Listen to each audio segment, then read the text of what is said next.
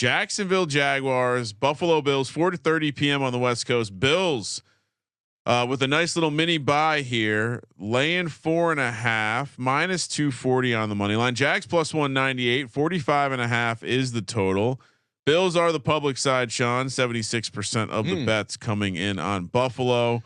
It's pushed this number out. The look ahead 3.5 out to 4. We're picking it at 4.5. I know there are some 5s out there in the mysterious zone where Vegas has no idea what to do.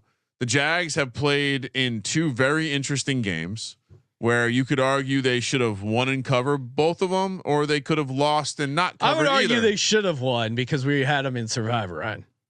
You look at the box. You look at a lot. You look at the Jags Browns games through a lot of lenses, and you probably are wondering how the Jags didn't do better. Yeah. And you could probably say a similar thing about that first game. Honestly, ETN doesn't fumble; they cover against Miami.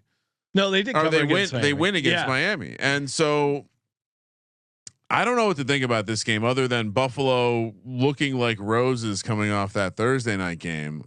I know they're probably going to be leaning a little bit more on the pass game in this one against that Jags defense. It seems to be the way to attack them. Even Deshaun Watson had a little bit of success through the air. Matt Collins against that secondary. So yeah, I mean, as far as first touchdowns, yeah, obviously I'll be looking at the 3rd, 4th receiver angle, maybe. Yeah.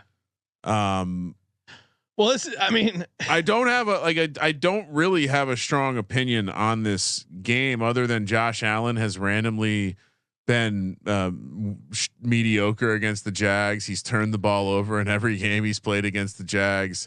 He's 1-2 against the Jags. Yeah, 2 interceptions and a fumble lost. It does feel like the Jags are gonna have something up their sleeve, keep this game closer than it should be, and it's weird though.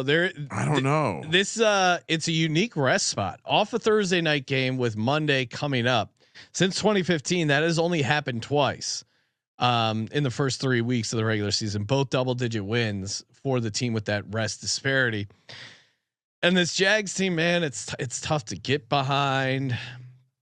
Well, I think it's one of these things where you look at the way that the Bills have played defense in the first 2 games, and I have more confidence that McDermott's going to have a plan to throttle the deep passing attack of Trevor Lawrence, and going to cause a couple mistakes.